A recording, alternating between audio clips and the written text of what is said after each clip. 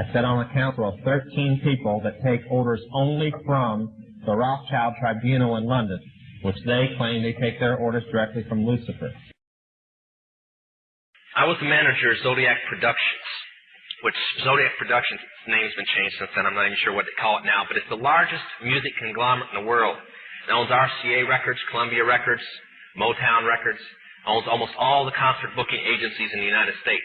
And that's not even the name of the company that owns it. The name of the company that owns it is Brenner Enterprises, and Brenner Enterprises is owned by Chase Manhattan.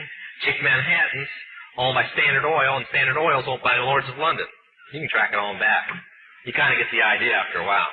But I was the managing president of Zodiac Productions.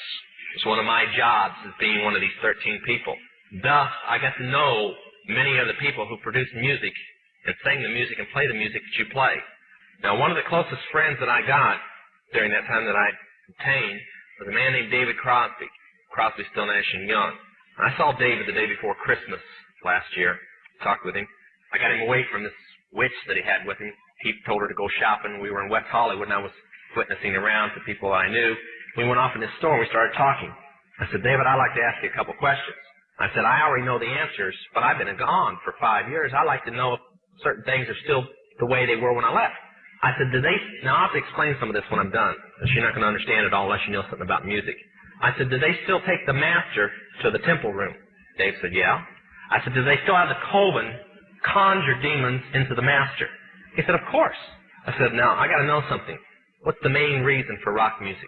He said, come on, Lance, you know what the reason is. I said, please, David, I don't want to guess. Tell me what the main reason is. He says, the same as when you were in, so that we can play spells on people that we couldn't cast spells upon. I'll explain what that means in a minute. I said, okay, one last thing. I've been hearing that you must be an initiated witch now to get a record contract. He said, that's right. He says, many of us that weren't total witches have to be witches now in order to produce music. I said, thank you. The master is a tape about as big as the top of this podium that looks like an overgrown 8-track that the album is cut on and is placed in a machine that produces and presses the records and the 8-tracks and cassettes that you buy. After it's been recorded, it's taken in. This is why a master is cut months in advance before it's released.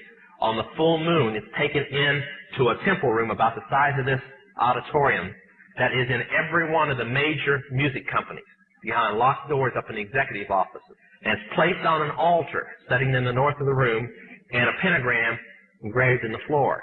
And 13 hand-chosen witches and wizards in a coven come in and conjure a principality or a power up, usually Regia or something like that, and order him to tell the demons under him to follow every record and every tape coming off of that master. As I tell many Christian parents, you can go home and count your kids' records, probably yours too, and count how many demons at least are there. If that's too hard for you to believe, I'm sorry. That's why they do it.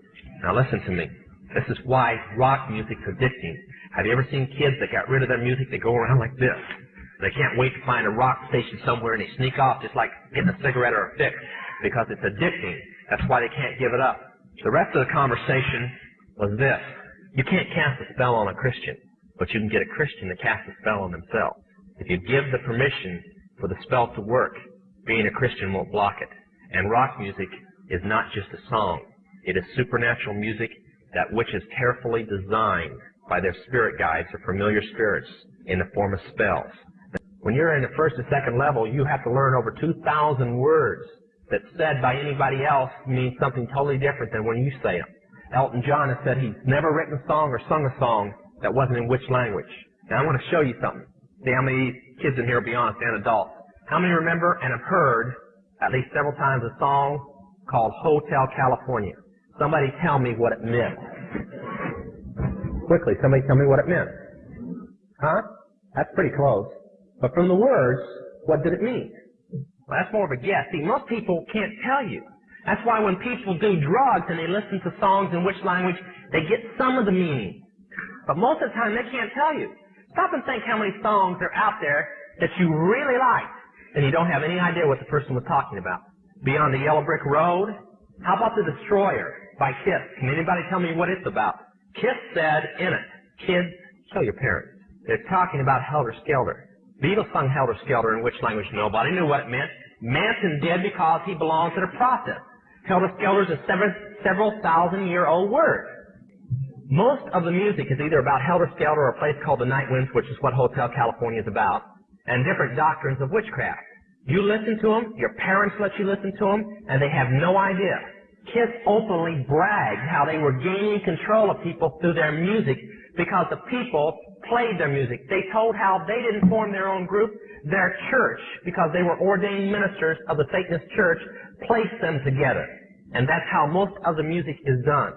David Crosby, when him and Crosby, Still, Nash & Young produced the record Two-Way Street, they ordered the principality of Medici to order demons of rebellion to go into the record, and everybody that heard it would be rebellious against law and order and government. And it was one of the reasons for the great upheaval in the 60s was that one album, and they take open credit for it.